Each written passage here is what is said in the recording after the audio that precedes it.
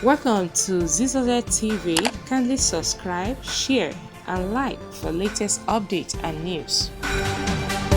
Welcome to ZZZ TV, where you can get your latest news as it breaks, breaking news, news, and events updates to generally all around the world. So all you need to do is just one step, subscribe to get notification each time we post, so you get